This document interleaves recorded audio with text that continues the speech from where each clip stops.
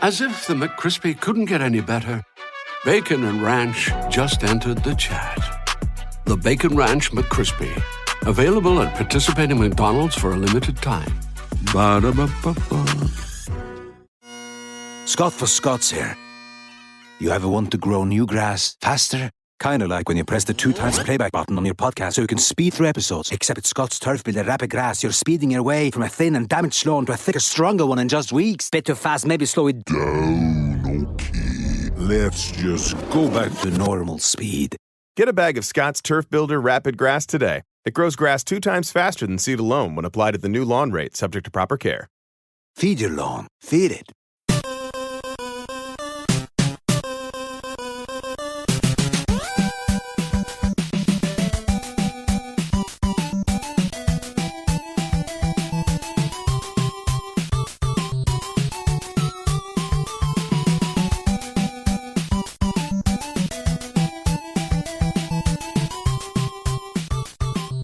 Welcome to the family here on Purple Mafia. I am your host, Paladino Joey, or Joey Awajan. Purple Mafia is available on Apple Podcasts, Google Podcasts, Stitcher, and Double Twist. Thank you once again for joining me today.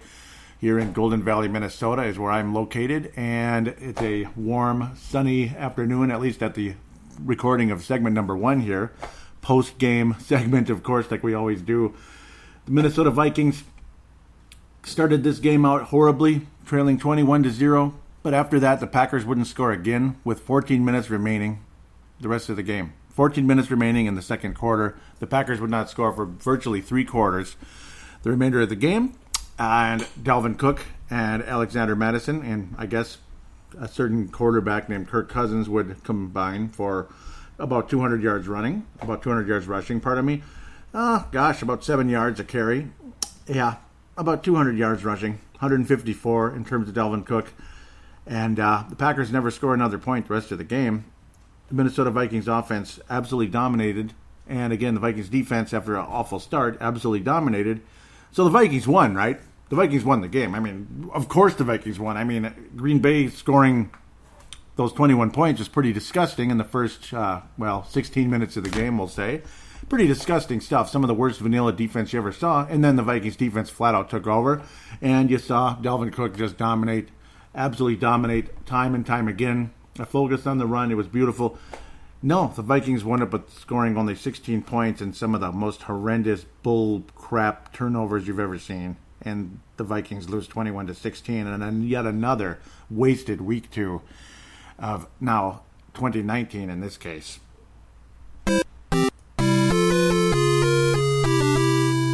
Back-to-back seasons in Green Bay in week 2, and back-to-back complete wasted opportunities. 3 missed field goals last year. This year, countless opportunities to score touchdowns. You can complain about the referees, and you can certainly complain about the Minnesota quarterback. It's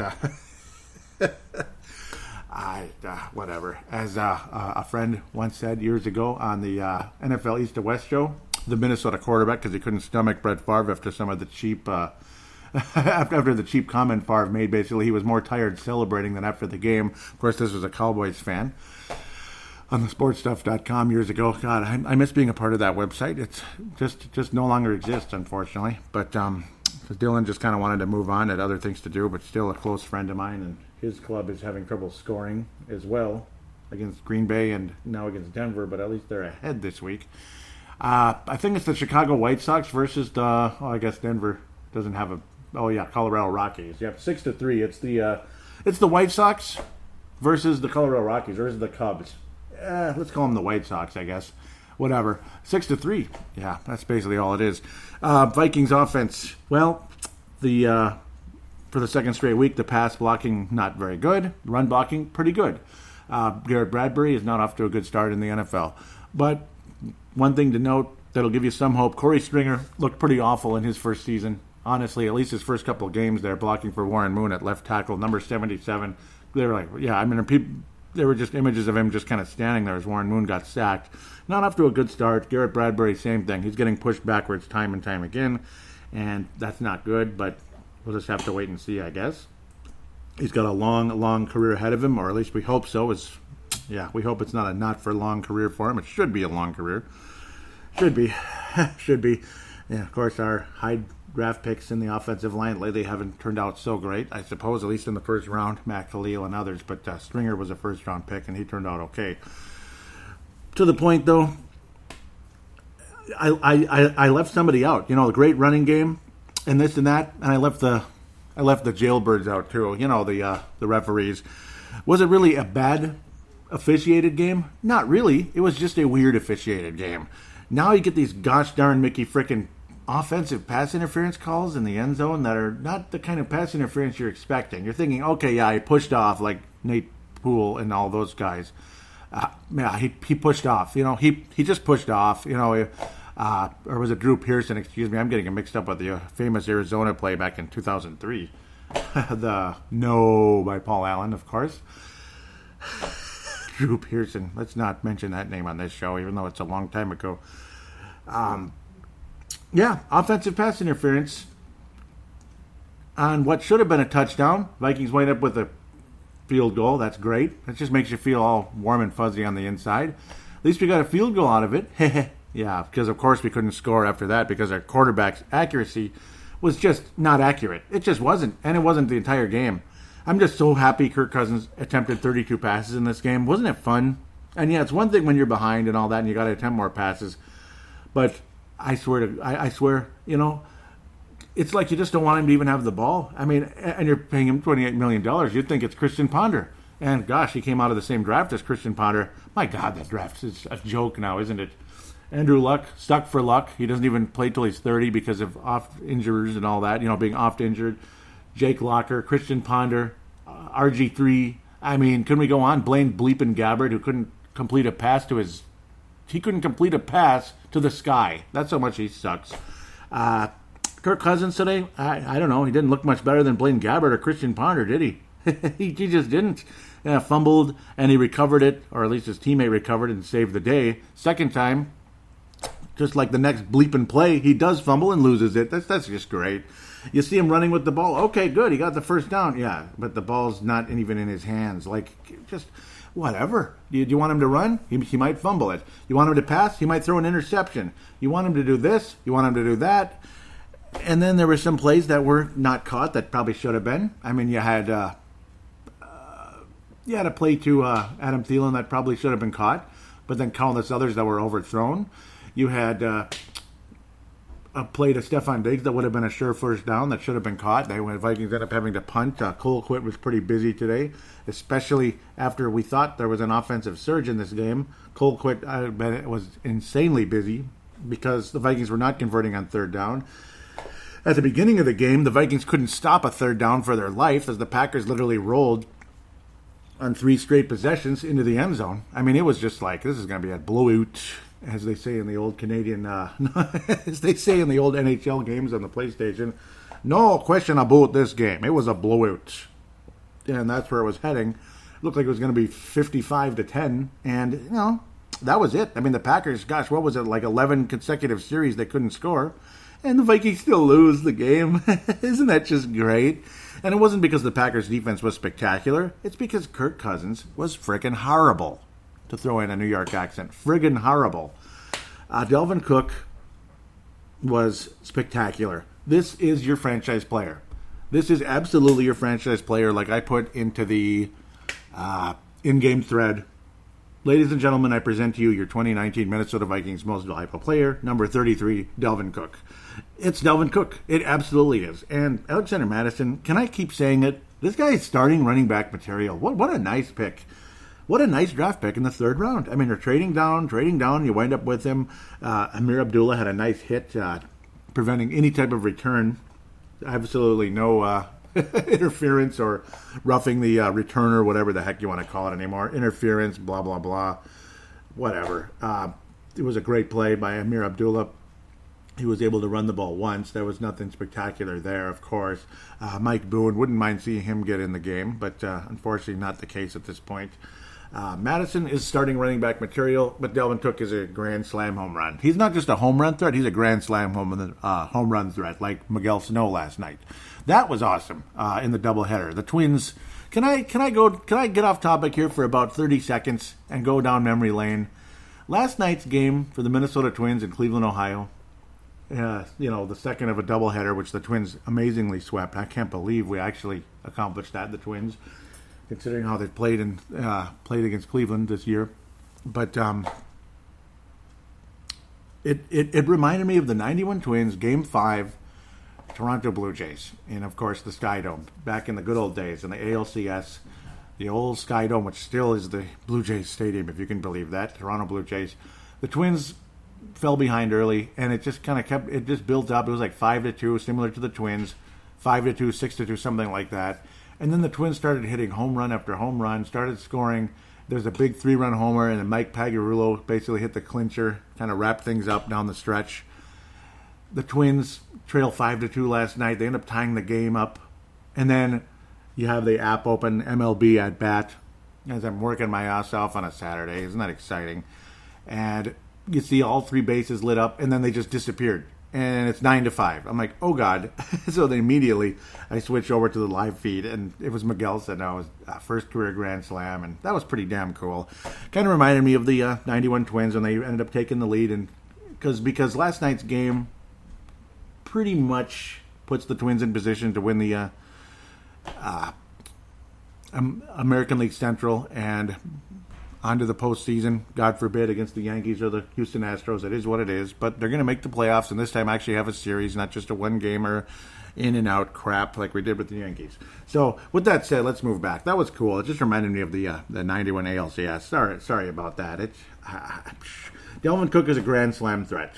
A Grand Slam home run threat. You just pray to God he stays healthy. And he has got so much power to his game. Power and strength. He's not thunder. He's not lightning. He's thunder and lightning. That's extremely rare in the NFL. Like our Adrian Peterson could have that third gear. And he could just take off. And he could power over people. And Adrian Peterson's going to be a top 5, top 4 running back of all time. Even with those stupid seasons getting erased with injuries. And, of course, with suspension. And the strange rules in the NFL with this knocking out your season and that not knocking out your season.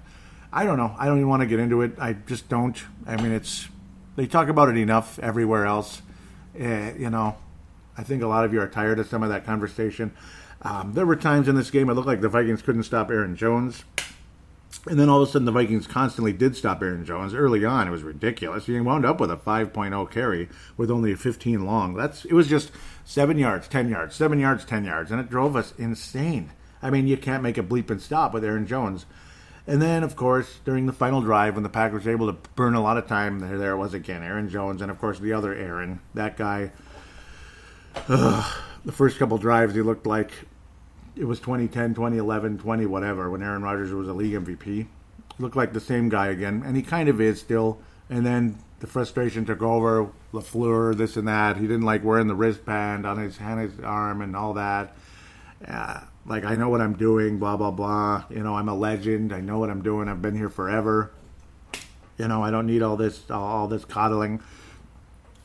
So you thought, okay, here we go. Aaron Rodgers already 2 games into his career with LaFleur, and it's already going downhill with those two. Who knows? But then, of course, he magically was back on his game after getting frustrated and not doing so hot because the Vikings defense was great for the better part of 3 quarters. But then there's the last drive, and then magically, there it is, the completed passes, those bullet throws, right place, right time, throwing a guy open, all that magic, which Kirk Cousins just cannot, oh, God, I almost dropped an F-bomb, cannot bleeping do. Let's just leave it at that. Aaron Rodgers throws players open. Brett Favre throws receivers open. Kirk Cousins just throws the ball, chucks and ducks. Kirk Cousins runs with the ball and, well, ducks. He doesn't chuck. In that case, he ducks. And then the ball starts bouncing. And then you see him do a Mitchell Trubisky. You see him do what Matt Ryan did late in the game, too, the second interception, where it's like, why in the hell is he throwing it there? Please don't be intercepted. Just be an incomplete pass. And you see all those little sons of you-know-what, so the green shirts and their arms raised up in the air with all that excitement. That's, of course, the fans. Because, yes, of course it was intercepted. How many bleeping chances did we have to win this game? And then there it was. There it was. We were there. golden opportunity like you've never seen. Everything was working. Dalvin Cook looked like Terrell Davis, in this game. He looked like Terrell Davis against the Green Bay Packers in the 96 Super Bowl, in the 95 and 96 seasons, 97 Super Bowl. He looked like Terrell Davis in the 97 Super Bowl and during that playoff run by the Denver Broncos. Just rolling through everybody. Occasionally able to take off with speed. Terrell was not as quick as Dalvin Cook, but he sure as hell was a spectacular running back. And if he could have stayed healthy, I'm telling you, he would have been better than all of these sons of guns. He would have been up there with the top three, I think. Top four. He would have been fourth all time, maybe behind the big three. And I will talk about those guys as the big three forever on this show. I'll say them again if I must. Walter Payton, Barry Sanders, Emmitt Smith. He probably could have succeeded Emmitt Smith, possibly, as a better player. It's just that Smith had the more yardage, that's all. I do think Emmitt Smith is actually the third best of those three, but, well, the object of the game is to move forward when you're a running back, and Emmitt Smith moved forward. Dalvin Cook reminds me of Terrell Davis in a lot of ways, with that strength, the power, and just naturally, 7-8 yards, boom, boom, boom. And it's like there's not a whole lot you can do as long as the blocking is up to par. And Dalvin Cook obviously knows how to hit the holes, when to hit the holes, and so does this rookie, number 25, Alexander Mattison. I really like Alexander Mattison. I think he's going to have a long, very successful career. But Kirk Cousins, you know, if he didn't have $28 bleeping million guaranteed to him next year, I'd cut him. I'd cut him at the end of the season. I would cut him. You know, I mean, it is what it is. You know, not for long. You cut a player that's just not up to par. You cut your losses and move on. I'd cut him. I'd consider cutting him at the very least. It's just, yeah, I know. You're not going to put Sean Mannion in there next week against, you know, your next opponent, blah, blah, blah. You're not going to do that. We're not idiots. All of you that might think we're going to do that, we're idiots. You know, we're not idiots. We're not going to do that. But you have to take the ball out of his hands again. And please, for God's sake, don't fall behind 21-0 again. I mean, seriously, that's part of the problem. But you had all the time in the world to run the ball, and running the ball pretty much won the game today. It pretty much did until stupid happened. Until stupid quarterback became stupid quarterback. KC, I don't know what else to call him. He just was horrendous. He was inaccurate from the get-go. And the inaccuracy continued. He overthrew Stephon Diggs. I mean, that was a touchdown for Stephon Diggs. If he didn't overthrow him, Thielen, there was at least one or two plays where it was similar like that. There were a couple drops in the game. A couple, but not that many. They were very frustrating because they were both on third downs. So, yes, Thielen and Diggs catch the bleeping ball in those situations. But that was once each for those two guys. Other than that, Mrs. Lincoln, how was the play in Kirk Cousins' case? Dalvin Cook is the next Terrell Davis to me, if he can stay healthy. And again, Terrell Davis did not stay healthy, which was very sad because he was so freaking good. He was so good. And our buddy there, Mr. Gerald String, would know a bit about that. The guy on the team that he affectionately refers to as the Donkeys, the Denver Broncos, are his second favorite club. And Terrell Davis, I mean, I'm going to keep saying that name. I love Terrell Davis, and I love Dalvin Cook. And man, Alexander Madison's got some game too. We are blessed. We are flat out blessed with Dalvin Cook and Alexander Madison. Just hands folded, palms to the sky, whatever you want to say. Please stay healthy, both of you. And then I wish Teddy Bridgewater was our quarterback. Is it okay to say that? I wish Teddy was our quarterback. The Saints have Teddy Bridgewater playing right now. Yes, they do, and unfortunately, the score is not too good there. It's the Dodgers leading the New Orleans team that doesn't exist, 6-3. So the Dodgers are winning at halftime in that case. The Dodgers, yeah. Are they bums or what? Yeah, well, they're bums. The Vikings are bums. Well, at least Kirk Cousins is. I don't know what else to say. I mean, Danielle Hunter, I mean, the frustration too. Aaron Rodgers, how many times could you call that SOB for intentional grounding? I mean, it feels like it. I don't know how he does it. I don't know how either he gets away with it or he just magically gets rid of the ball in that split second before. But, I mean, my goodness, the pass rush by the Minnesota Vikings today deserves recognition. It really does. Chad Beebe, see, the second most spectacular passing play of the day, well, most prolific in terms of length, went to Chad Beebe. It was about an 8-9-yard play. That was a first down. This was the best play of the game, you could say, by Kirk Cousins in terms of being under pressure and thinking quick and making a good play to Chad Beebe, who then scampered and broke about 3 or 4 tackles along the way. Almost got in the end zone, and then, of course, there was the infamous Stephon Diggs pass interference. Or it was called on Dalvin Cook for having his hands up and blocking on a play yards down the field into the end zone when, well, what was the point of that? I don't know. Even the guy on the TV, the officiating guru there, basically said that's when you'd normally let go, but, well, they didn't. And, I don't know, it haunted the Vikings multiple times in the game. And, of course, that touchdown will haunt you forever. That should have been a touchdown. Then Stephon Diggs does get the touchdown later on. He does get a touchdown very soon after that into the second half. Great play by Kirk Cousins, okay, 34 or 44-yard play. Stephon Diggs, better catch, better movement, but still good play by Kirk Cousins. You don't want to only bash Cousins, but because he does have special skills. That's the thing. He's got the arm. He's got the capability to be a good quarterback, but he doesn't have the mind. He doesn't have the mind to be a good quarterback. It's not because he's stupid. He just doesn't have the mind to be a great quarterback. That's why he's not a great quarterback. Purple Mafia just said it. He's not a great quarterback. Most of you probably already agree anyway. Great play. You got the touchdown. It's 16 now. We're at 16. And Stephon Diggs pulls off his helmet. He pulls off his helmet. What are you doing? What are you doing, Stephon? Why are you pulling your helmet off? Like, are you an idiot? He pulls off his helmet. I mean, late 90s. Back in the late 90s, it was already illegal. Back when Stephon Diggs was like a baby, basically, he pulls his helmet off. Like, are you ridiculous? Are you stupid? He pulled his helmet off. Remember when Chris Carter caught his 1,000th pass? And he couldn't pull his helmet off because of the rule? Do you remember that? Remember that? Everybody was like, that's stupid.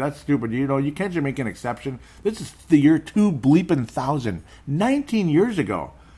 It's old news. And Stephon Diggs pulled his helmet off. What an idiot. So then you get Dan Bailey pushed way back, and he gets his kick blocked. That was great. Dan Bailey also missed a 47-yarder. I want to believe in Dan Bailey. I really do. But, I don't know. The kick blocking, that can definitely go on the line in front of him. But the 47-yarder, he just missed it. I mean, you can't blame the holder now, right? Because Colquitt's the greatest holder ever. You can't blame Matt Weil now. Matt Weil was just the worst holder ever. So, and then he just missed it. And I don't know, man. I mean, there wasn't any gale force winds blowing the ball. So, I don't know. Your quarterback is inaccurate. Your kicker's inaccurate. And your pass blocking still sucks. Riley Reef, to me, is barely a starting tackle in the NFL at this point. I mean, I think he's finished. Honest to God. At the end of this year, that's another guy. You got to upgrade the left tackle desperately. I know it's not the easiest thing in the world, but you got to do it. It's got to happen. It has to happen. Look how inaccurate Mr. Kirk Cousins was in this game. And yes, he threw some passes away, but a lot of them were just flat-out misses.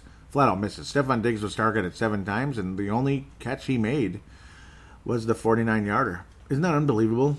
That's the only one made. 45-yarder, pardon me. Okay, so I guess the other one, they don't officially count it as a catch. That's pretty dumb, the 4-yard touchdown, because it got waved off because of the stupid thing. Yet they still gave him the yards. That doesn't make any sense. But, okay. That's strange. But overall, man, I don't know. Adam Thielen still a very solid game today. A big gain, big 30-yard gain that helped put the Vikings in position. But so many times the Vikings were stymied because of inaccurate plays and going away from the run. And I don't know why the Vikings offensive coaches went away from the run during that fateful drive is beyond me. Why Kirk Cousins would throw the ball to somebody who's triple covered when there's other players that are open, because if somebody's triple covered, someone else is open. Too much of a stare down. You got to look the guy off, move a different direction, fake somebody out a little bit rather than just, okay, this is who I'm throwing it to you. This is who I'm throwing it to. Let's put a nice target on him. Okay, I'm throwing it to him. Just so you guys know, you over there, I'm throwing it there. So come on, go stop him. Go stop him. I'll still beat you. And yeah, it wasn't even an accurate throw, but what else can you do? I mean, if you're going to throw it away, throw it away. Don't underthrow your throwaway throw and stuff. I mean, the guys reminded me of Warren Bleepin' Moon. Remember Warren Moon? As great as he was, all those prolific numbers, the guy never won a single playoff game in his entire career. Just think about that for a minute. Warren Moon, Mr. Yardage, Mr. Spectacular, Mr. 33 touchdowns, Mr. 4 touchdowns, 400 yards. Never won a playoff game in his career. There's a reason for that, because the guy fumbled like you wouldn't believe. And he threw major interceptions at big moments when it mattered most. Because Warren Moon stunk in the big moments. Kirk Cousins, well, I think I told the story there by describing Warren Moon. It's almost the same. You could argue Warren Moon is a better player, but Kirk Cousins is like a worse version of Warren Moon. I mean, it's basically like that. Is it okay to say that? Warren Moon was looked at as a spectacular Hall of Fame player because of all those sexy yards and great plays, and then it all amounted to a whole lot of nothing. I mean, not only did he never win a Super Bowl, he never came close to getting to a Super Bowl. Couldn't even get out of the first round. It's ridiculous, man. Ridiculous. Couldn't ever beat the Buffalo Bills ever, which was funny until he suited up in purple. And by then, the Buffalo Bills were kind of done. Like, their magical runs were over. They weren't going to go to the Super Bowl 5 straight years. It's kind of crazy to imagine anybody doing that. But it was a fun game, kind of. But then it just wasn't, because Kirk Cousins was so bleeping inaccurate. I mean, it's like we were going to still win in spite of that. And then we got cute. We got too bleeping cute. Thielen on a play got too cute also. When he could have easily gotten a first down, all he had to do was just keep going forward, and then he got cute. He tried to go sideways to get around people, and he didn't get it. If he went forward, he might have been able to power his way through. There was a little bit of trying to get cute here down the stretch, which frustrated me. Adam Thielen absolutely is in no position to be called the guy that cost us the game today. In no position. So I am not pointing any fingers at Adam Thielen, obviously. Love what he did. Spectacular overall. It was the guy throwing the ball to him that really hurt the Vikings today. And falling behind 21-0 didn't help either. I mean, this team scored only 10 points against the 85 Bears last week. So can't we keep them down to 17? No, we still would have lost, but maybe we wouldn't have. Maybe we could have gone for a field goal and finished it off 19-17. That would have been freaking cool. But it just didn't turn out that way. You fall down by that much and you're screwed at the end of the day. The Fran Tarkington Award is going to be an easy choice. It is going to be Dalvin Cook for back-to-back weeks. Danielle Hunter was absolutely spectacular in the game as well. There were some nice batted-down passes in this game by this defense. Eric Kendricks, huge play. Huge game today, 8 total tackles. He deflected a pass. Sorry if this is going to be a longer game review, but of course it is. Last week was kind of a not-so-bad game. Xavier Rhodes was below average at best. Not impressed with Xavier Rhodes. He got beat a lot today. Linval Joseph was just spectacular, and he's one of my favorite players ever. Danielle Hunter and Linval Joseph picking up sacks in the later stretches of this game. Danielle Hunter is just unbelievable in this game. Anthony Harris held his own. Jaron Kearse got beat on some plays, was okay in some plays. Eric Kendricks I thought was downright awesome. Anthony Barr generally was good, but he was in coverage on one of the plays and got beat pretty badly. Chris Boyd, I think he's in big trouble. I do. The announcers said that this was Marcus Epps on the play, but it was Chris Boyd going literally right into the returner after he was on the ground. After he was done, the play was dead, and he went basically helmet to helmet with the returner there of Green Bay. And Chris Boyd went helmet to helmet. It's the second time now Chris Boyd is messed up in when you're trying to go out there and basically be the gunner, so to speak, even though maybe that's not what he is. But going out there trying to make the stop on special teams, that is multiple times now he has messed things up. And, boy, I don't know. I mean, this guy's career is in jeopardy, I think. Chris Boyd, watch out. He just might end up being on the streets very soon. For a 7th-round cornerback, that's the last thing you want to do is have back-to-back weeks with dumb penalties in special teams. You just can't afford that. Didn't help at all. So with that said, Fran Tarkington Award going definitely to Dalvin Cook. The Christian Ponder Memorial will go to a guy that went in the same draft and is playing very similar to Christian Ponder. Very similar, and that is Kirk Cousins. Reminding me of Christian Ponder today. Christian Ponder never got $28 million. Christian Ponder never really got $8 million. Barely in his career. I don't think he even did. Maybe collectively. certainly didn't get $28 million a year, that's for sure. And the guy's kind of looking like Christian Ponder. A little bit out there in Kirk Cousins' case. Maybe not quite as awful. He has more special skills, but the results, not a whole lot better at this stage. At least, not really. Not really. Certainly not a whole lot better in this game. His win-loss record continues to stink. Spectacular statistics popping up as well in a game when you dominate another team over in a 7-5 ratio in the running game. Kirk Cousins, there have been 28 teams that have lost in that situation. Kirk Cousins has been, no, not 28, pardon me. 12 teams that have lost in that situation. Kirk Cousins is now a member of 3 of those teams, the starting quarterback in that case. So 25% of games when your running game was that dominant and you still end up losing. And Kirk Cousins has been the quarterback in 3 of those times, 2 of them with Washington, 1 with Minnesota, and on we go. Kirk Cousins, congratulations on a big, juicy, smelly Christian Ponder award for this week. Big and juicy this time. With that said, we'll take a break, and we will get to hopefully some more positive conversation. Looking across the NFL, get into the NFC Central. It's NFC North, pardon me. Still stuck in the past. NFC North. Roundup. Detroit won. Yay. Green Bay obviously won, and Chicago's ahead by a little bit here, beating the Colorado Rockies. So, yeah, good stuff. You just might see every team usurp the Vikings. That'd be just great, wouldn't it?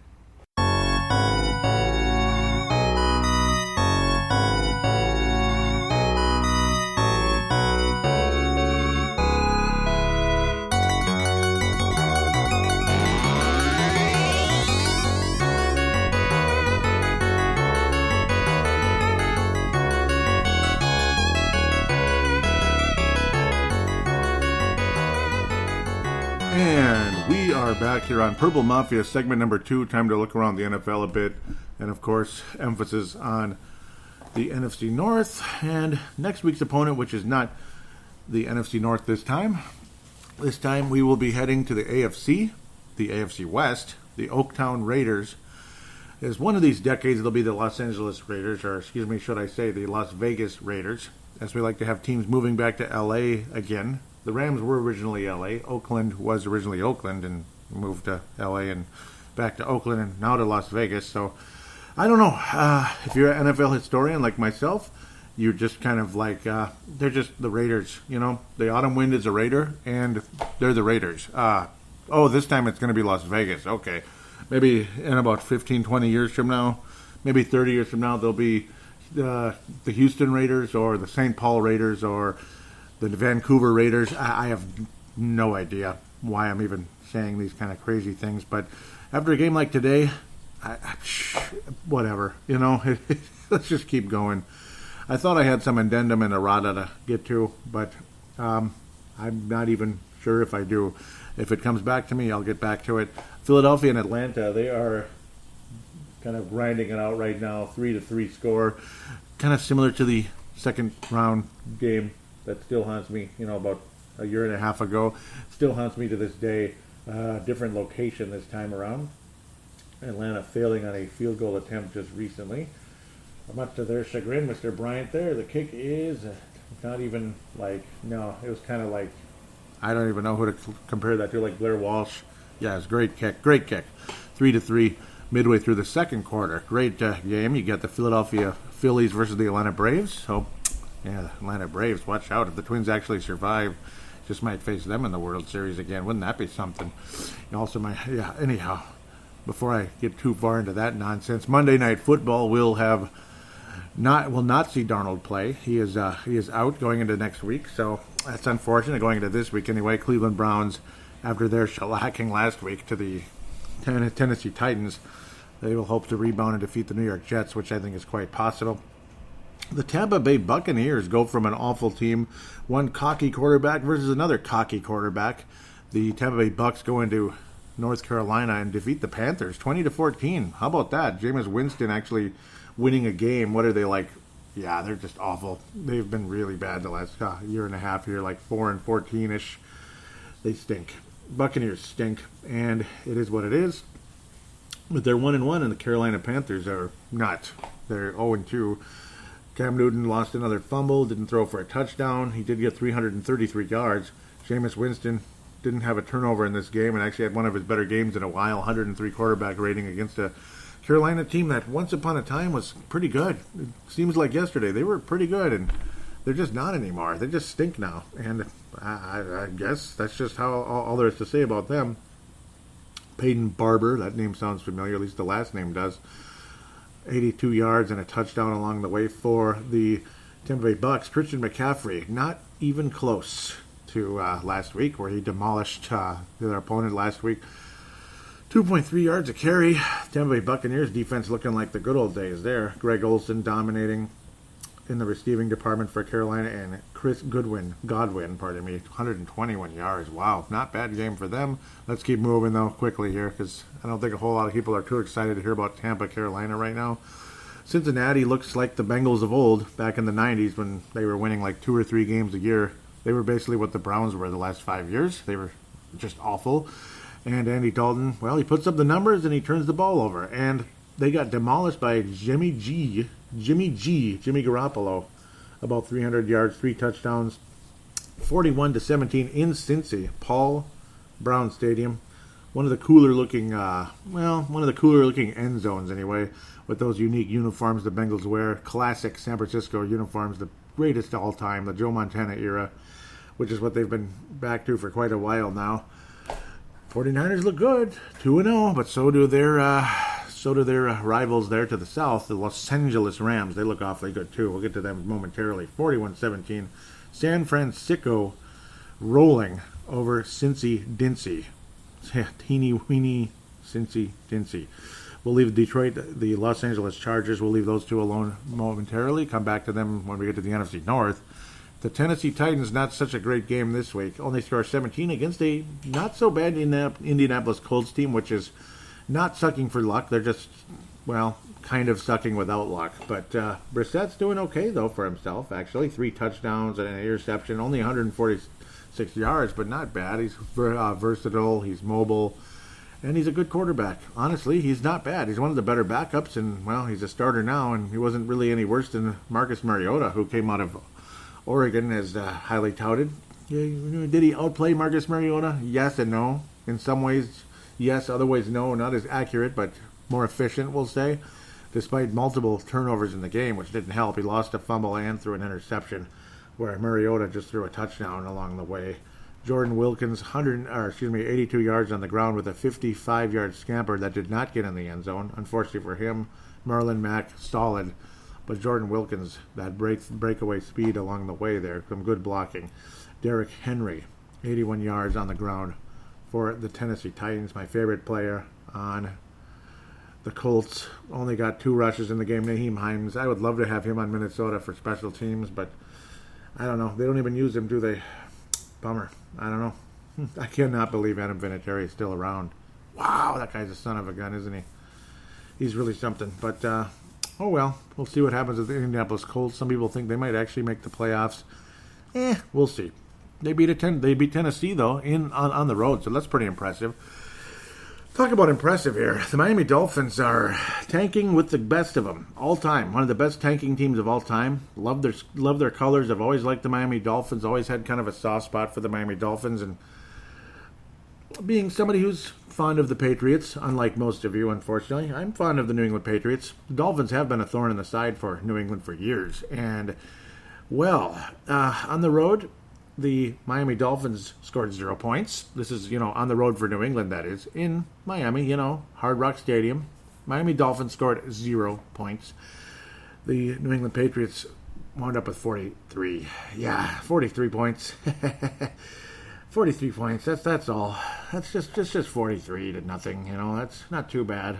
Mediocre performance by the Patriots, only putting up 43. But then again, you got 59 last week from the Baltimore Colts, who did not win today. Wow. Yeah, wrap your head around that. 4 interceptions for the Miami quarterbacks. Ryan Fitzpatrick tanking with the best of them when normally he plays well right now, trying to add some extra money to his pocket book. 23.8 quarterback rating. That might be his, I don't know. not looking good. I don't know. That might be his balance in his checking account by the end of this season if this keeps up. Josh Rosen, not much better, 33.8. Some stud prospect he is, right? No, I mean, who knows? There's just not a whole lot to enjoy there.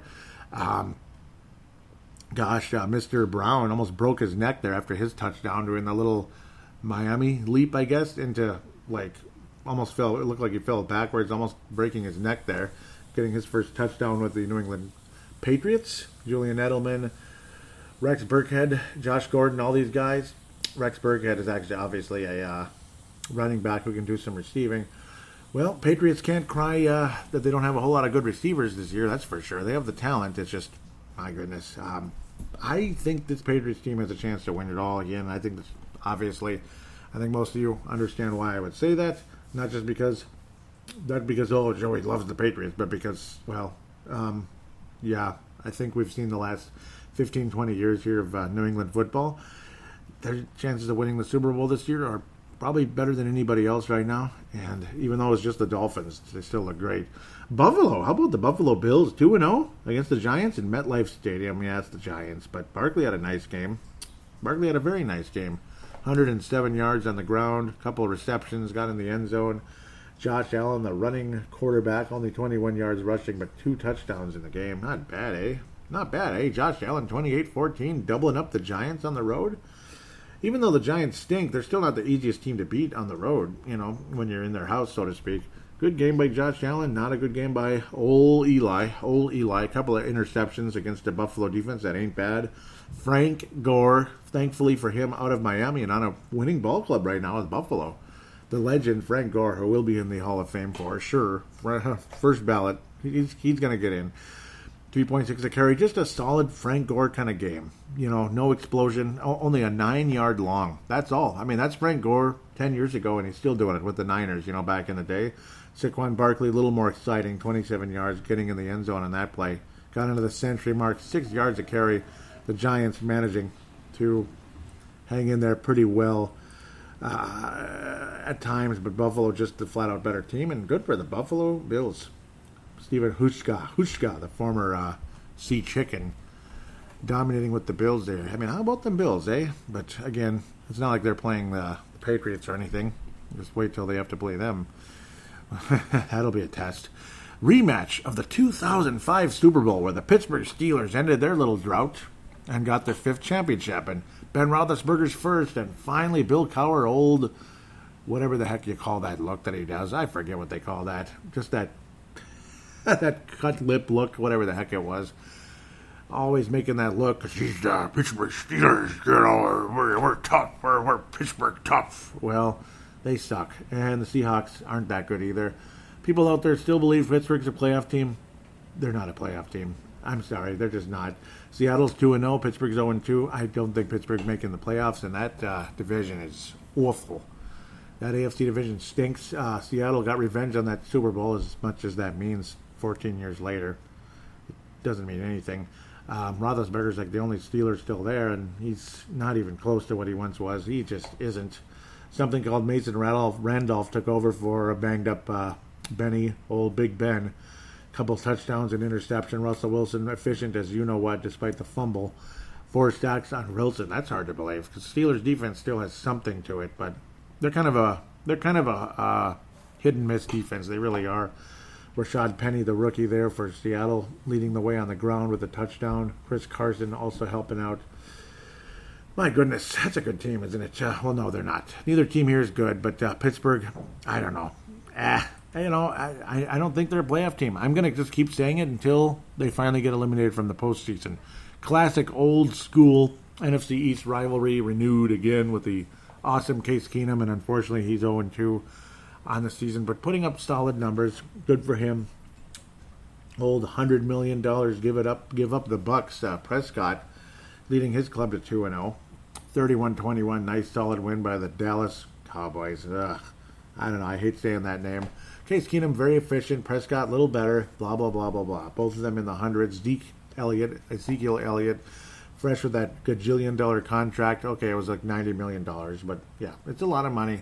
And Zeke with 111 and a touchdown on the ground. off to a good start with that new contract, and it's nice to see running backs get rewarded for what they do because, as we said 100 billion times on this show, and people say it in other shows, not for long. NFL stands for not for long. And other than guys like Adrian Peterson, Emmitt Smith, Walter Payton that hang around forever, NFL's not for long for a reason with the running backs. And to see a running back get paid, I'm happy for him, as much as I think it's too much, blah, blah, blah, blah, blah. But, hey, running backs often don't last all that long, so they never even get a chance to make their big bucks because it's like, okay, he's due for his contract, but he's 29, and we all know what that 3-0 means. It means not for long when it comes to running backs. Again, unless you're one of those crazy lunatics. Adrian Peterson, Washington playing from behind most of the game. The Redskins, of course, only 10 rushes on the ground and did not do a whole lot. 2.5, but he did get into the end zone, so if you had him as your third or fourth running back in fantasy and he was active today, good for you. Adrian adding another touchdown to his repertoire during the course of his career, piling up those numbers a bit, banking another touchdown, if we can call it that. So, Arizona Cardinals looking a little bit better. One stud rookie versus a stud sophomore. Let's call it that. Lamar Jackson, very good. Kyler Murray, amazing. No, Kyler Murray, very, very darn good. Almost, 350 yards against the Baltimore defense on the road. Not bad, eh? Kyler Murray, not bad. Not bad for a second game guy out there after leading his team back. Tried to lead his team back again.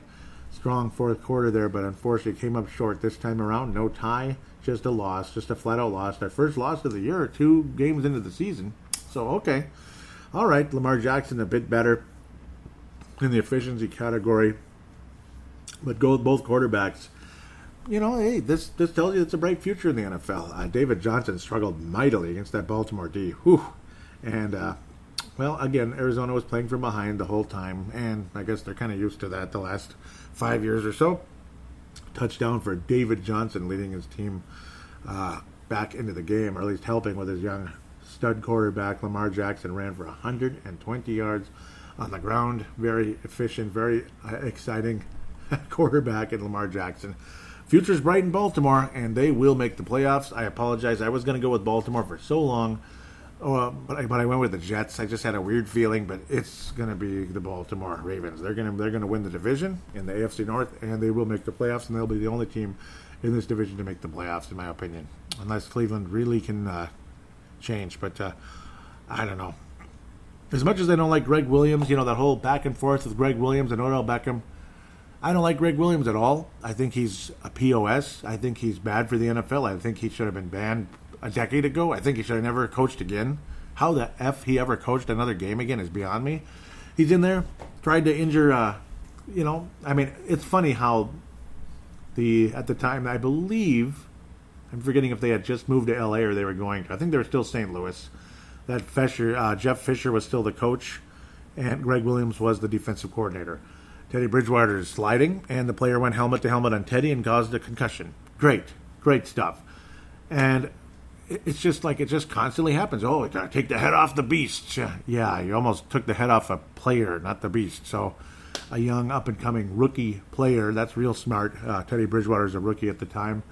How Greg Williams is still employed, I have no idea. But back to the point, Odell Beckham who, when he said that? I don't like Odell Beckham either. He's a dork. He is the emphasis, just a schmuck. He's an emphasis of what I don't like in sports today. And what I don't like about the NBA, we'll say. It's not this, it's not that. Don't jump to conclusions. It's the attitude. It's not anything but the attitude. I don't like the attitude. I don't like the attitude of a lot of players in the NBA. I don't like the attitude of anybody that has an attitude. Just leave it at that. I don't like the attitude of certain players, like the average wide receiver in the NFL. Like, put it this way. Kyler Murray's got a nice, bright future. Lamar Jackson, I'm in love with him. Just love Lamar Jackson. I wanted him to come to Minnesota. And heck, if the Patriots needed to get a new quarterback one of these days, which maybe they just don't right now. They just don't. I mean, Jimmy Garoppolo would have been buried there till he was 35. Sheesh, the way Tom Brady's going. But, no, I don't like Odell Beckham's attitude. So that's the one thing I might agree with Greg Williams. That's the only thing. Yeah, Other than that, though, Greg Williams shouldn't be in the NFL as a coach anymore. I don't understand why he's still employed in this league. It's just odd. Pardon me. Houston Texans, Jacksonville Jaguars. Fun, 13-12. Houston is 1-1. Jacksonville's 0-2. I don't really have a whole lot else to say. It's like, who cares? Somebody named Minshew, which we talked about last week, actually ran for 56 yards, showing some athleticism. But just like Kirk Cousins, he couldn't hang on to the bleeping ball, and that didn't help.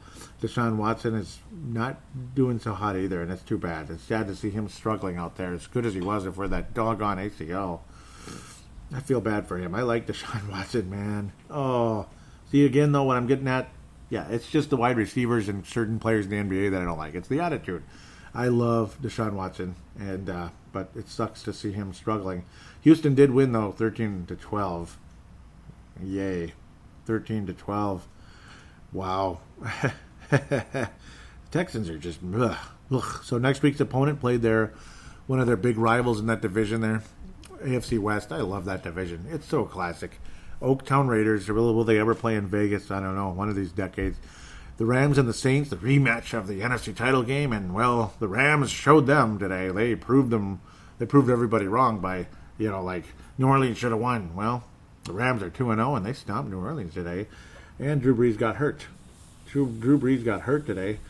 And you got Uncle Teddy out there playing. Uncle Teddy, I don't know why I'm saying that. Uncle Teddy, 30 attempts, 165 yards.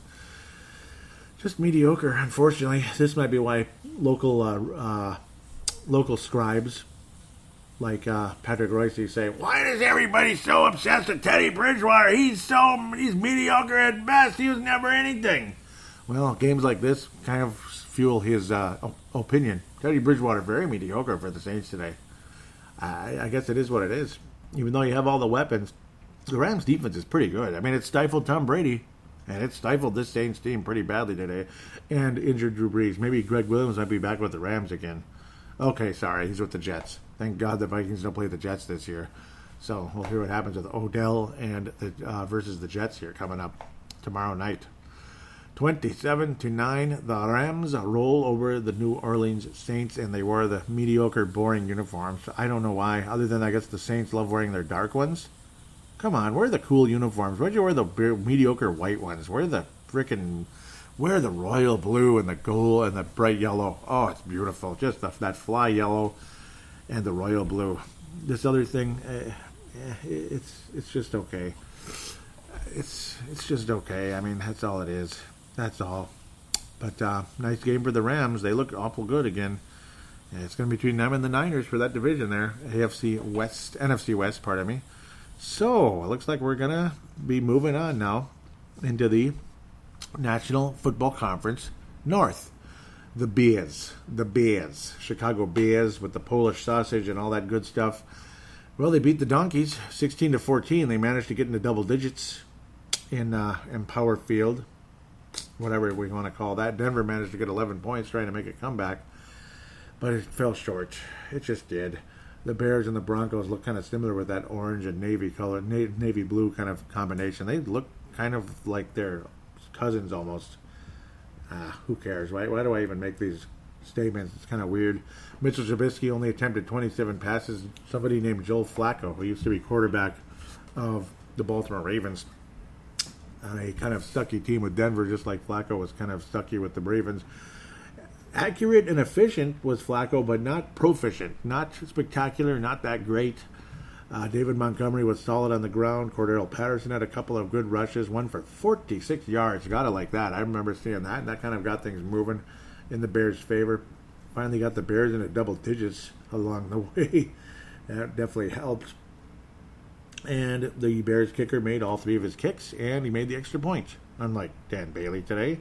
10 points for Eddie Pinheiro. Eddie Pinheiro leading the way in the kicking department, as he was very busy today. Very busy for the Bears. Chicago Bears 1-1, just like the team that plays in U.S. Bank Stadium that wears purple and gold. We're tied with the Bears for, well, kind of like last place, I guess. The Lions are kind of like second place because they're undefeated. The Lions are undefeated, but they're only 1-0-1. Undefeated. The Lions are undefeated. Isn't that just the cutest thing you ever heard in your life? The Detroit Lions are undefeated after 2 weeks. It's just adorable. But the Bears are victors today in Denver. Very mediocre team. Very boring game. Oh, what a boring game. When it's nice outside, you just want to go outside. But I don't know why I kind of glued my eyes on the TV set with this game, just out of curiosity, and plus want to be able to at least talk about him a little bit. It was cool to see Cordell Patterson get loose a little bit, just like Delvin Cook was loose today for that big carry into the end zone. But very happy for Cordell Patterson. That was the highlight of the whole game, really, for both teams. At the end of the day, David Montgomery, the only guy to actually get in the end zone for the Bears. Otherwise, Pinero was nailing those kicks, and good for him. Good for him. At least he's not doinking it like old Parkey last season in the postseason. Doinking him like Parkey. That was a cute anecdote, wasn't it? Another cute anecdote is the Detroit Lions, again, are undefeated in Ford Field. They beat the Los Angeles Chargers, who have been historically one of the best road teams in the NFL the last few years, but they never win anything. Like, they'll win a playoff game, they'll win a road playoff game. They never get to the Super Bowl. Once in a while, they get to the AFC Championship game, but they never win it.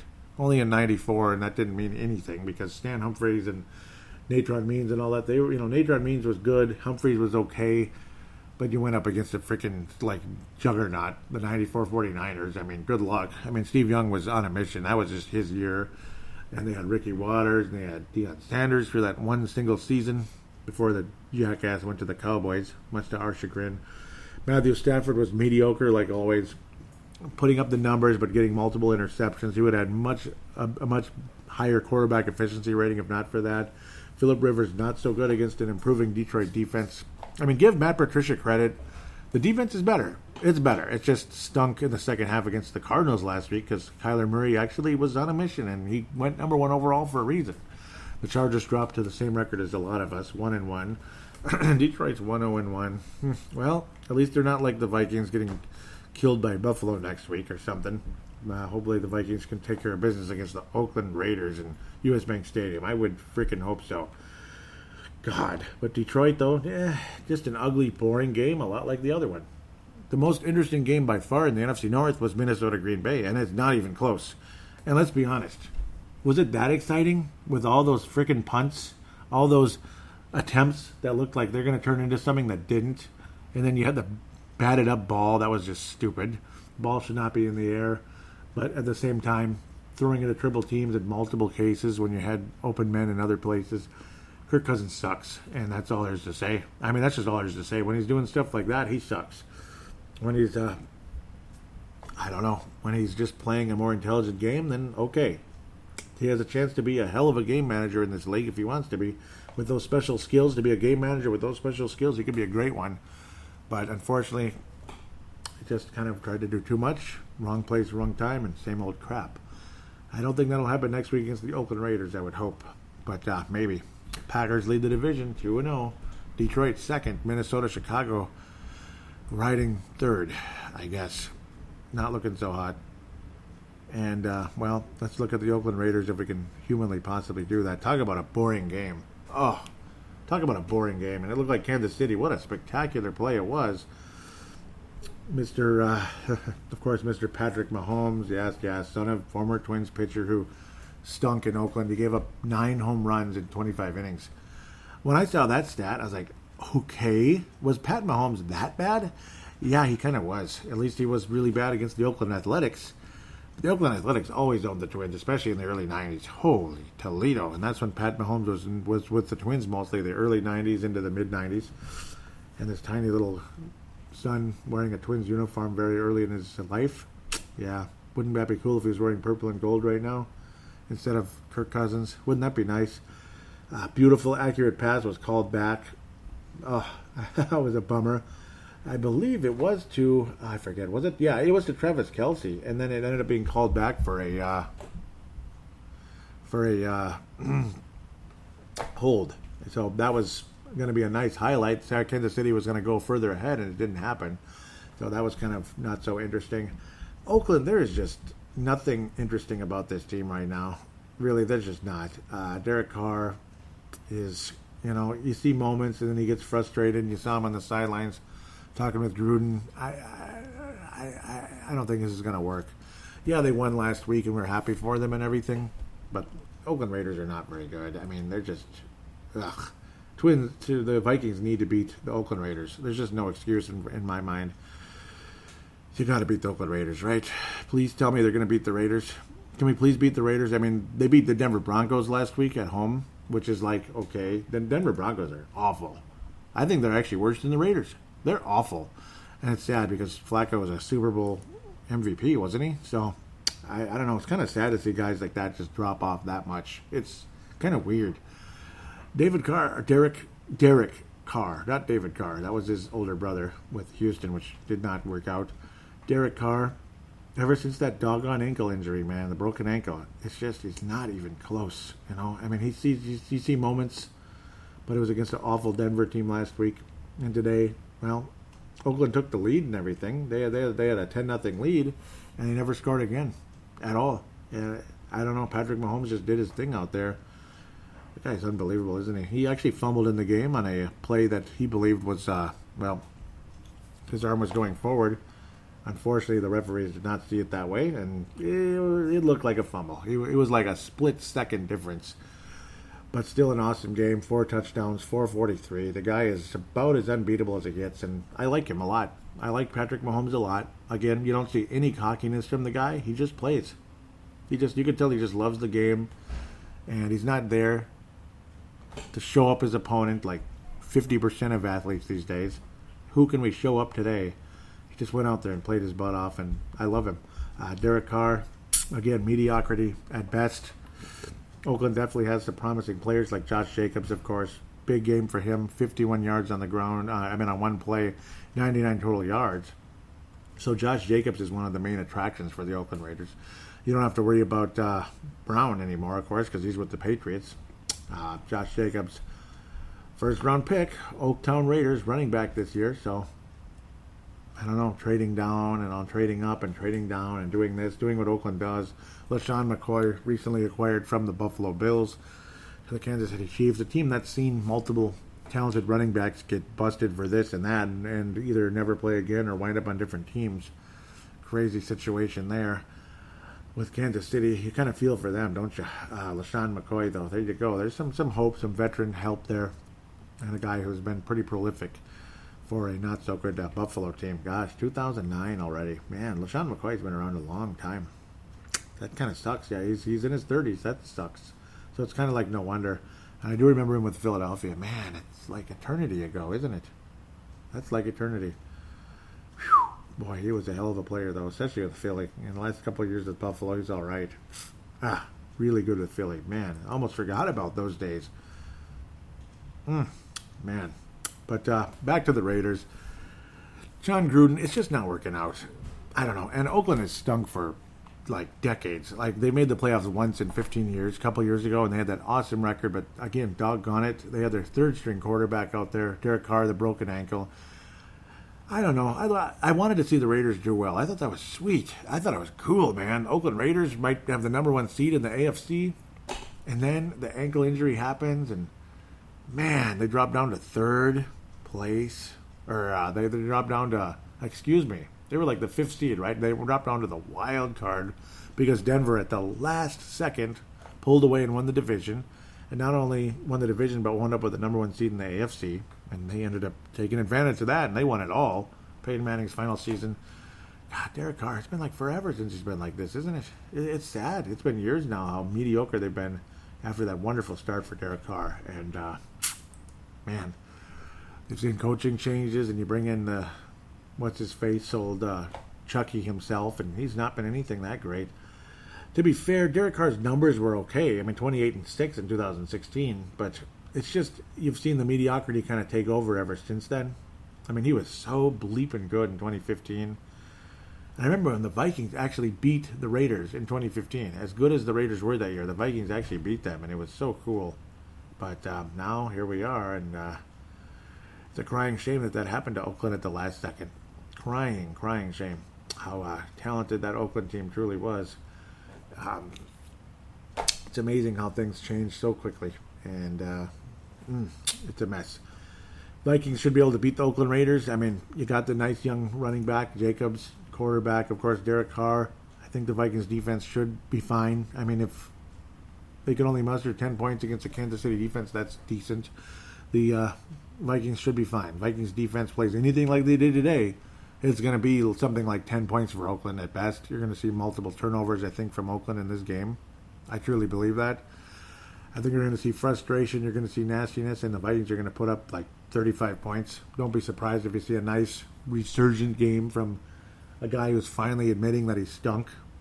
You know, he didn't push blame elsewhere as much today that I've seen in previous times. You only worry about what you can control. It was more of like, I was bad today. I'm very disappointed. So hopefully, maybe Kirk Cousins has a nice rebound game against maybe one of the worst teams in the NFL here. It's amazing how loyal their fans still are, even though they're leaving town. Crazy. It's just the weirdest situation I've ever seen. It's an awfully loyal fan base for a team that has just been awful for so long. And it's sad, man. It's sad. I like the Raiders, damn it. I'd like to see them do better. But maybe they will in Vegas, I guess. It's probably, I wouldn't be surprised if there's a coaching change in the next year or two, though. As much as I loved Gruden with the Raiders years ago, and I liked him with Tampa, I loved him with Oakland. Can you tell the difference there? No, I just don't like the Buccaneers at all. Never have. But I don't see him lasting throughout his whole contract. But it'll be a big check they'd have to write if they actually get the balls to make that move. Moving to Vegas could do that to you, though. You gamble, baby. You make the gamble and you put down the money, and wow, everything's going to be okay now. Yeah, we'll see. But Vikings, no excuse. It should be a very favorable game, something like 28-10. Something similar in the Vikings' case, especially Dalvin Cook on the ground. I mean, is there any reason why the Vikings' running game shouldn't be successful? You know, I mean, they did well, though, against LaShawn McCoy. So I'll be fair. That Raiders defense did a hell of a job against LaShawn McCoy. So I think you're going to see a better game from Kirk Cousins, and you better. Oakland's run defense is certainly better than their passing defense. We will try to establish the run a bit, but I do think Kirk Cousins is going to get over 300 yards, and I think he'll throw 3 touchdowns in the game. He's going to have a rebound game, and this is the game to do it. And the Vikings will win the game 27-14, something like that. Vikings will win convincingly, 31-17, 31-10, something. I think the Vikings are going to win by multiple touchdowns in the game, and you might see one stupid play here, maybe one fumble or one interception from Kirk Cousins in the game. But other than that, he's going to have a big game. It'll be his best game of the year, probably, against the Oakland Raiders. Yay. But at least the Vikings will get back to their winning ways and be 2-1 at the end of the day, in my humble opinion. Minnesota officially. Let's go with, man, because Kansas City could have scored 40 against this team today. But, again, good, solid run defense down the stretch. And it was a road game for the Chiefs, if that means anything in this day and age for the Chiefs. They look like a Super Bowl contender. Minnesota wins 27-14, 27-10 along the way. 27-10. Minnesota will win 27-10 against the Oakland Raiders in a very solid, convincing win. 3 touchdowns for Kirk Cousins in the game. In my opinion, Dalvin Cook or maybe Madison will get his first touchdown as an NFL running back next week. With that said, we'll take a quick break and come back for fan interaction and wrap up this ditty.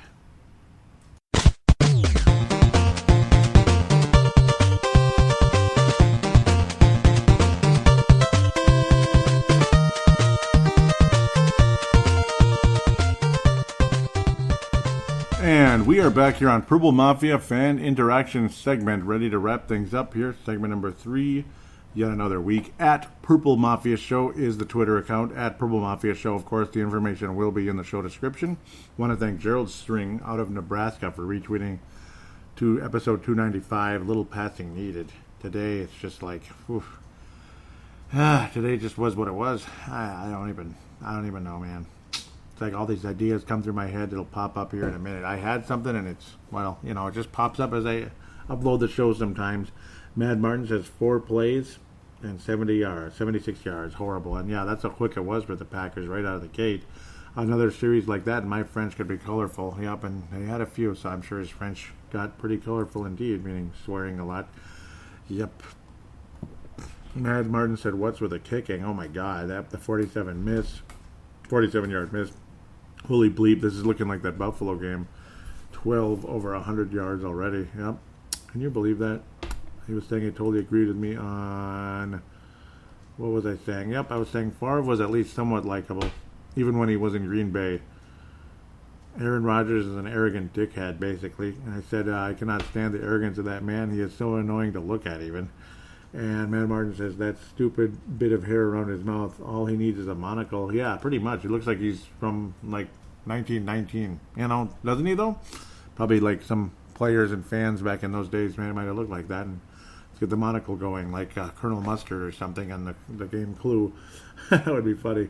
Matt Martin says it's on Sky TV over here, and we normally lose when they are on. Yep. That stupid bit of, talking about that. Fumble, the slackers are up for this game.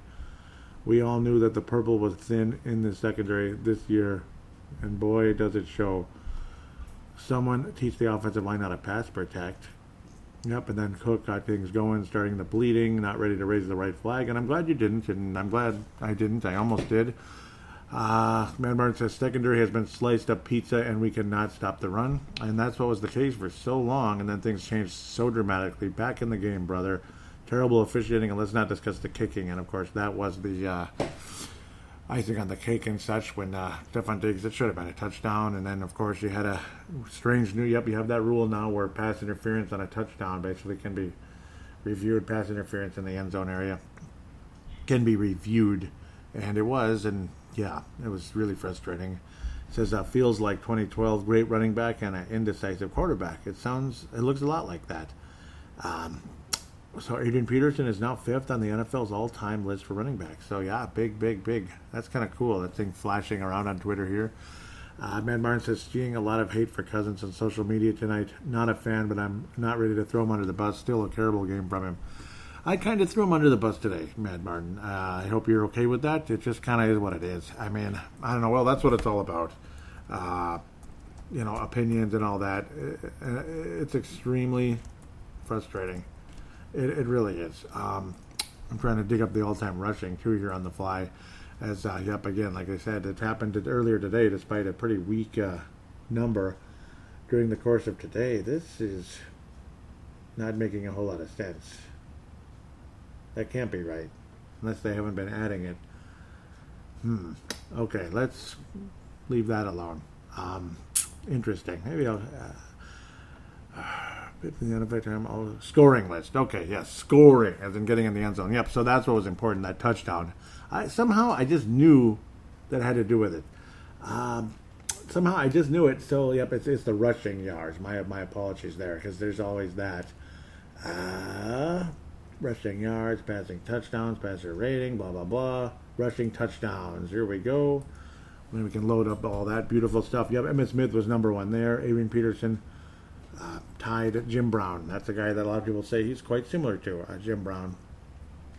So 5th all-time there. He was ahead of John Riggins at the time. So, yes, he actually got his 107th touchdown. So he passed Jim Brown. Only 3 more to pass Walter Sweetness. Can you believe that? And Marcus Allen, who played forever with Oaktown Raiders, actually it was the Los Angeles Raiders in the 80s.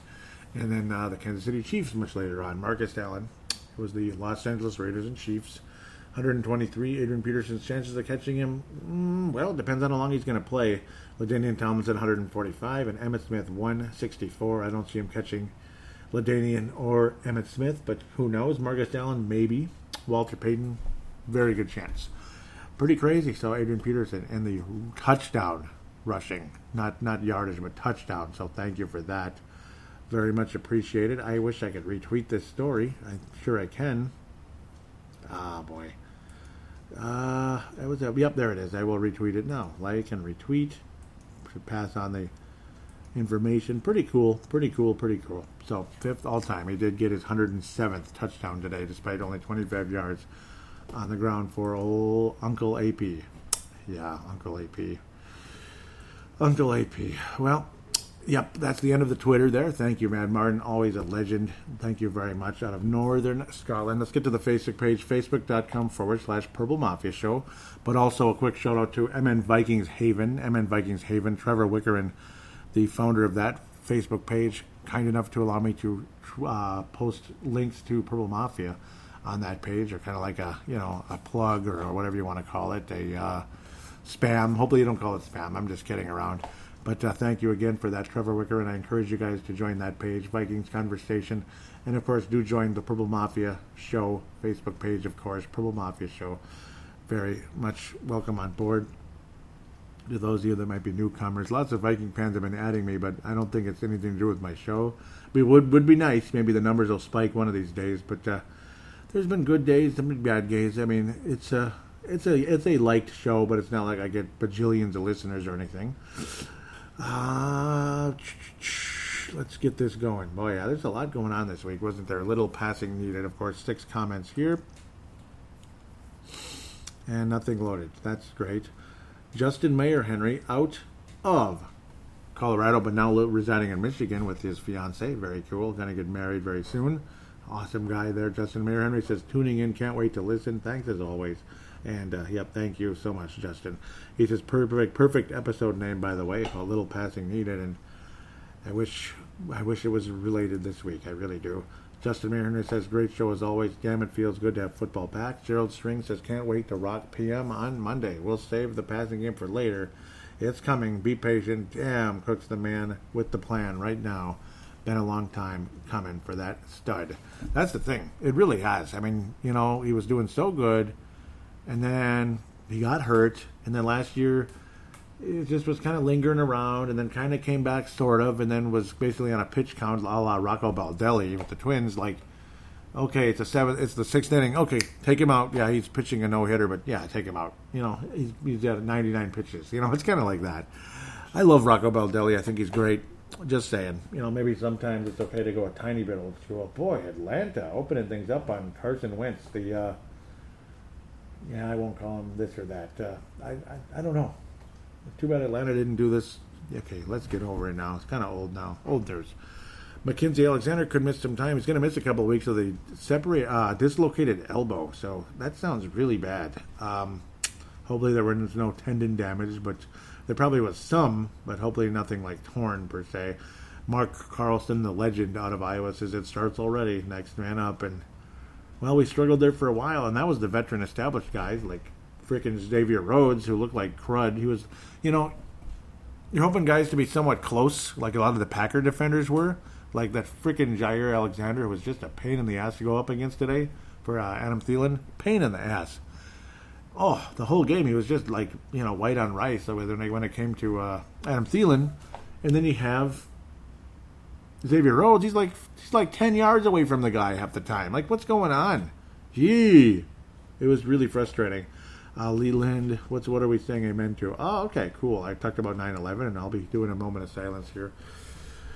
I stated on September 11th, this was Wednesday.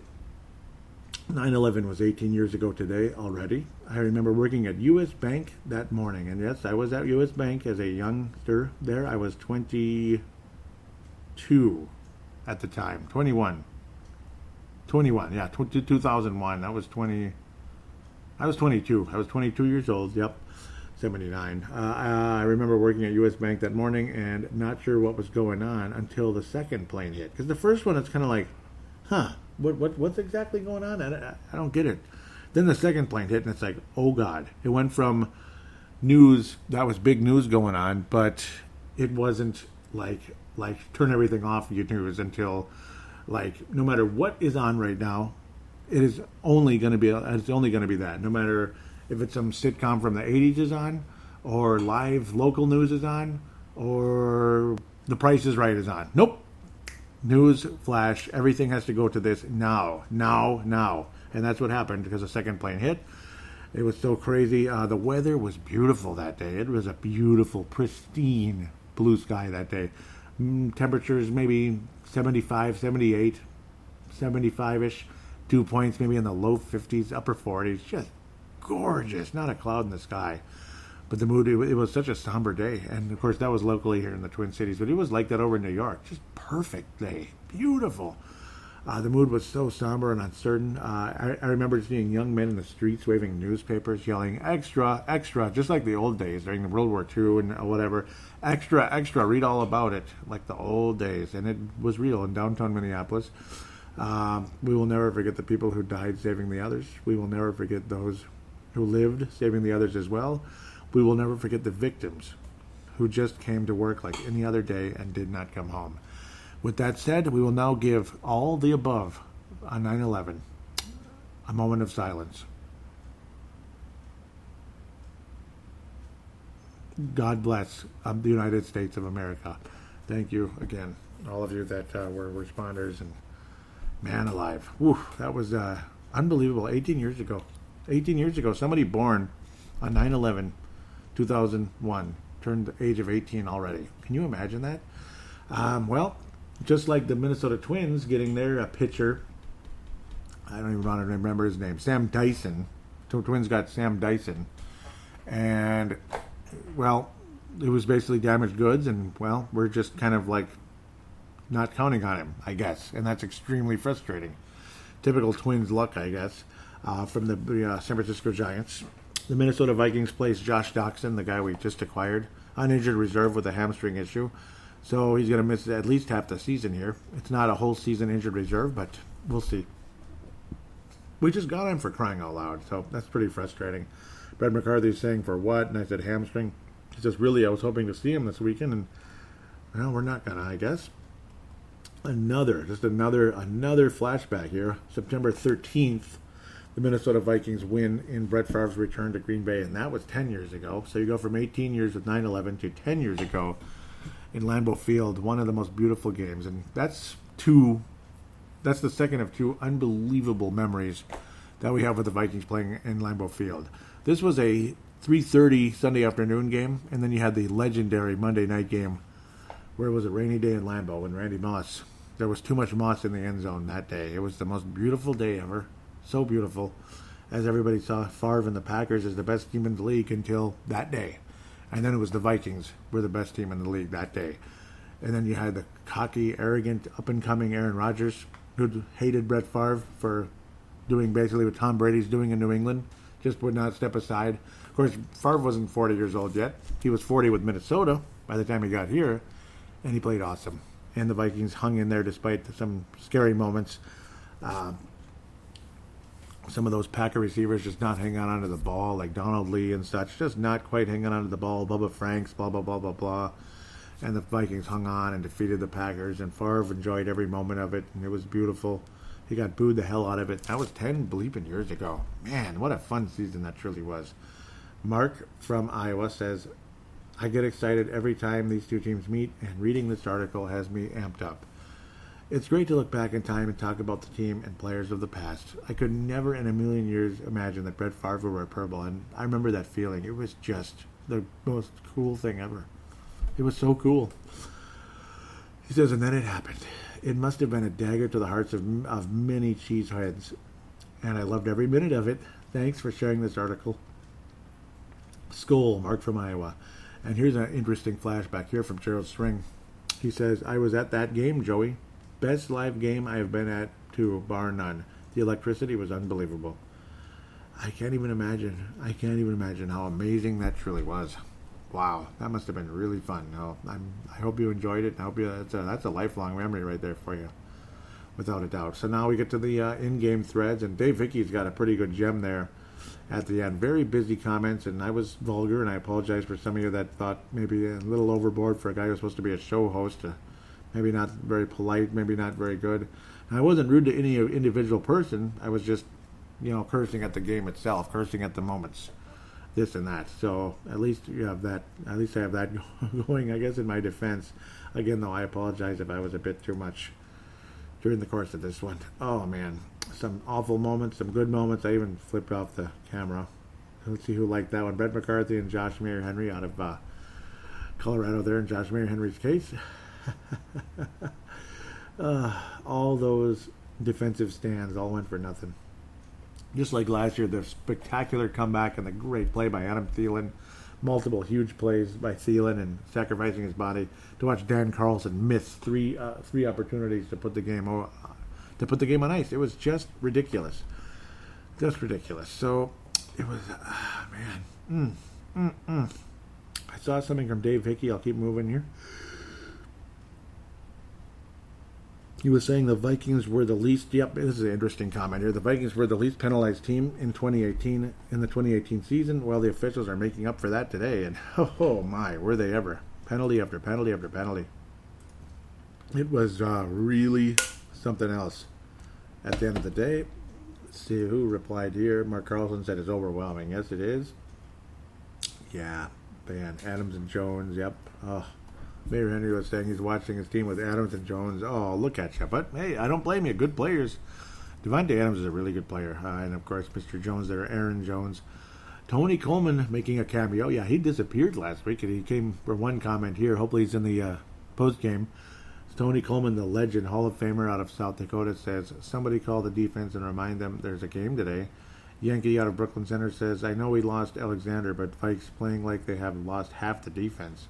And that's what it was in the early stages there. Yeah, it was really frustrating. Todd Vandermeer was saying, the Vikings were a no-show, and they certainly were in that first quarter. Oh, my. Mike Filler, Stu Evans says, looks like it might be a long day. Our defense was out of position. We're getting out-coached already. And that was, again, after the first drive. It was really hell of a thing. Hell of a start to the game, but luckily things got better after Dalvin Cook ran all the way. Yep, back and forth, Horseshit called. Yep, I was getting really mad about that Diggs. Well, not Diggs, but the call against Cook on Diggs' touchdown. That was extremely frustrating, which should have been one of 2 touchdowns for Stephon Diggs. I thought Dave Hickey had a big one here. Maybe he moved it to the other section? I don't know. But I'm not seeing it here. Hopefully it's still in there. I'll go find out, I guess, the hard way. We'll go to the post game now. I'll probably backtrack maybe here and there. We'll see what happens. Dave Hickey had a lot to say. He says it looked like it was going to be a blowout right away, but Zimmer must have made some adjustments. It was a strange game. Other than Cook's great game, everyone else made mistakes. Diggs with the helmet. Yeah, I couldn't believe it. Thielen and Diggs with penalties. Way too many flags on the field today for us to go into their house and get a victory, and that definitely did not help. Malcolm McSween out of California says it's a tough task to go into Green Bay and win, especially when they had a couple more days to prepare for us. Yeah, it was tough. It was tough, all right. Tough situation, to say the least. And again, yes, they did have an extra couple of days because they started on Thursday. Cousins lost that game, says Brett McCarthy out of South Dakota. Can't disagree. He says with his interceptions, all he had to do was hand it off to Cook. The Packers were gassed, run Cook. And yeah, I can't really disagree with that. Trey Buckholz says clear pass interference on that end zone interception. Yeah, but the Packers made it look like they pushed off. He says might just be time for a class action against the NFL. Nice try. Eric Mostard, South Dakota says Pizza Ranch quarterback. Yep, Pizza Ranch quarterback. Oh, brother. Yep. And that commercial just kind of sums it all up, doesn't it? How Kirk Cousins is just kind of silly, and then he wants to fist pound with the guy, and the guy's not having it. So, I guess. Pizza Ranch quarterback had some nice moments today, but we need more consistency, like State Farm quarterback. Either one of the 2 State Farm quarterbacks, because you got freaking Patrick Mahomes there, too. Can you imagine? Jay Grupinski, he's from New Jersey. Can you believe it? New Jersey. Pretty cool. Got New Jersey on the show now. Kirk blew the game with that interception, or the worst thrown ball in the history of the game. Very disappointing, and that was one of the worst. But McCarthy says refs too. This one will hurt. Defense held up, and we couldn't score. And it's so similar to last year in the sense of this group of players just were unbelievable, and they were completely let down by this guy. Last year, it was Dan Carlson, let everybody down when Adam Thielen and such just killed themselves out there. And then today, you had the defense shut down Green Bay like freaking 3 straight quarters. I mean, it's unbelievable. They shut them down in every single offensive possession the rest of the game, and this guy just throws the ball to them. And it was literally like he just threw it to them. I mean, triple coverage, the same crap that Trubinsky did, the same crap that Matt Ryan did, and it's just, I don't know, man. I don't know. Dave Hickey says, I would give my Fran Award to Cook and the Ponder Award to Cousins.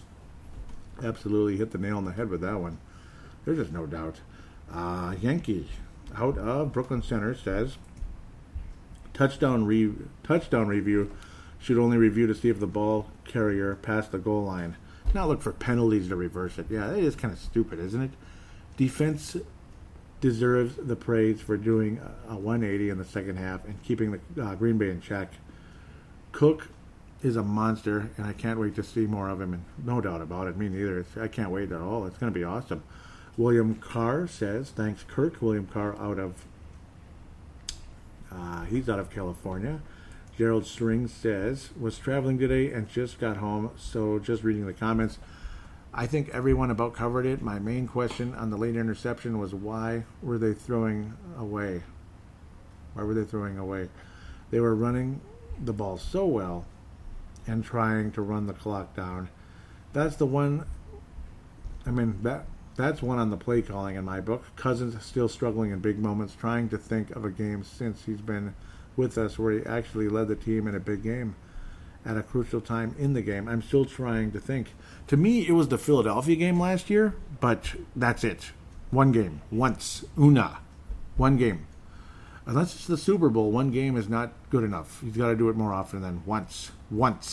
And that's literally what happened. It was once. Once. It just makes me sick saying that. One time, man. I can't even believe that. It was the Philly game, though. That was a big game at the time. Philly was a playoff team. It was a road game, and Kirk Cousins was freaking awesome in that game. And he kept getting better and better and better and better. So, luckily, things improved. Luckily. I swear there was a Dave Hickey one, so this is bugging me a little bit. I hope I can find it. Man, I hope it's in here somewhere. It should be. It should be. Now I'm going to dig, because he had something cool in there. This one was, that's the same one from before. I don't think he would delete it. Keep going down. If I don't see it soon, I'm just going to have to, I don't know what happened. I don't know what happened to it. It was a good one. Maybe it's in a different thing here. But I'm curious. Maybe I'll take a try to find it on the side. I don't think there was any... were any posts during the week. No, the last one was September 5th. I should read that, actually. Mark Carlson was saying it's Thursday night and the season is about to kick off. I'm pretty happy to see it's an NFC North battle. It'll be interesting to see these rival teams play. And I see there are already lots of hype about the change of head coach in Green Bay. One last thought. What crappy music they are featuring before tonight's game. It's horrid. Of course, that's just my opinion. School, Mark from Iowa. And you know what? In my opinion, almost anything after 1995 is awful. That's just my opinion. Almost anything. There's some good stuff, I suppose, like Coldplay is decent. Other than that, Mrs. Lincoln, how's the play when it comes to modern music? Anything with auto-tune in it or something that sounds like auto-tune, like modern stuff, to me it's unlistenable.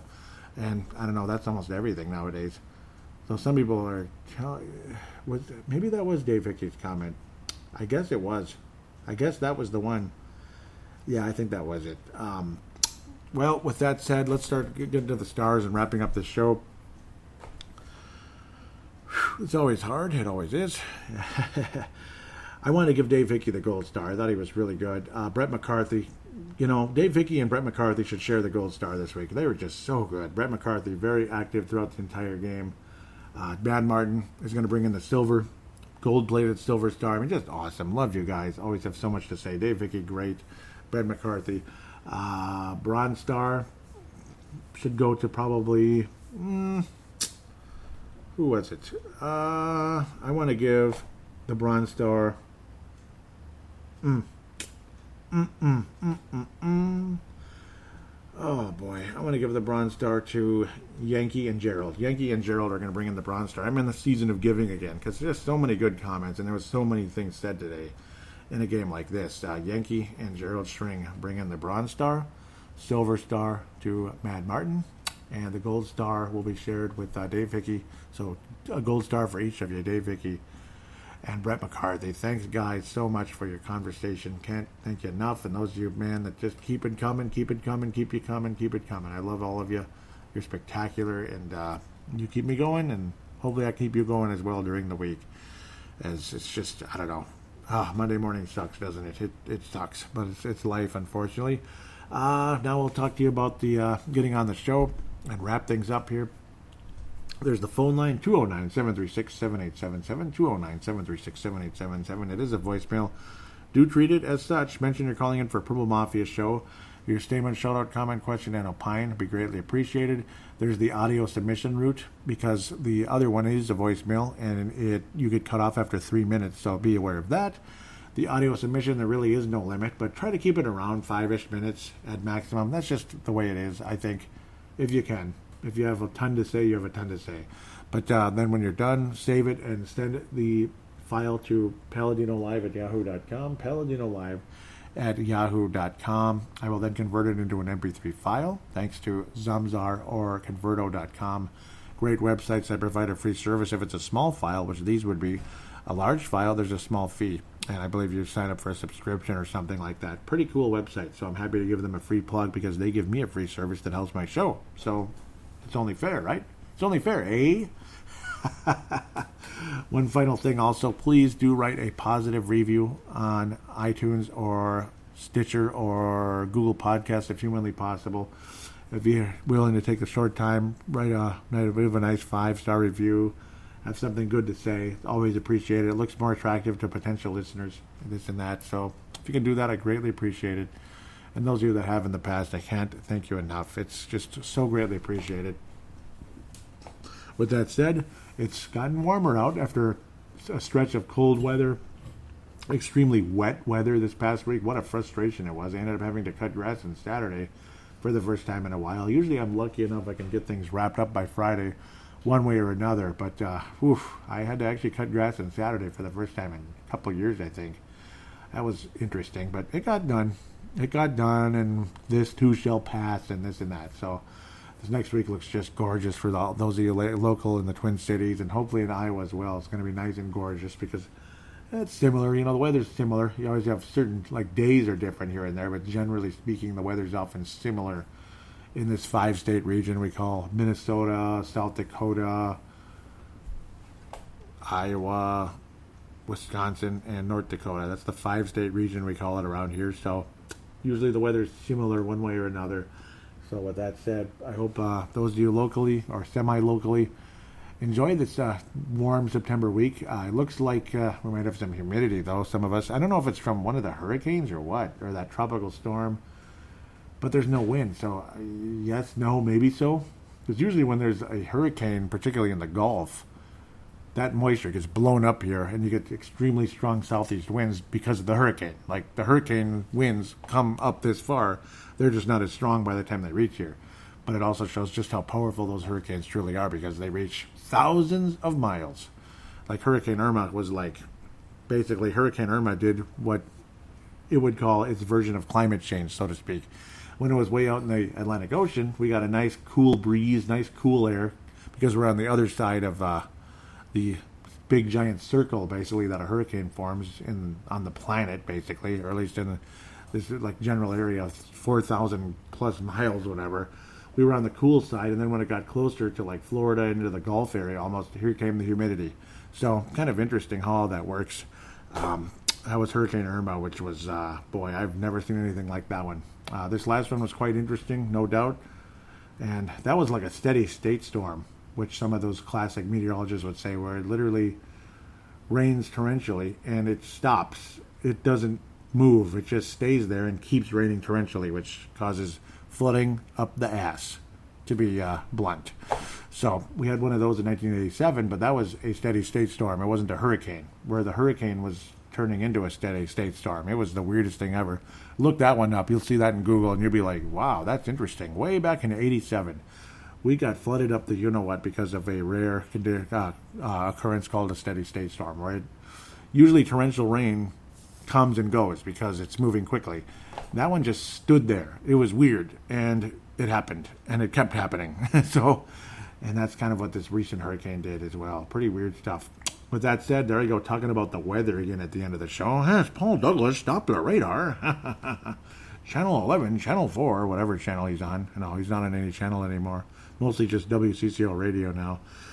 But with that said, I will now shut up about the weather.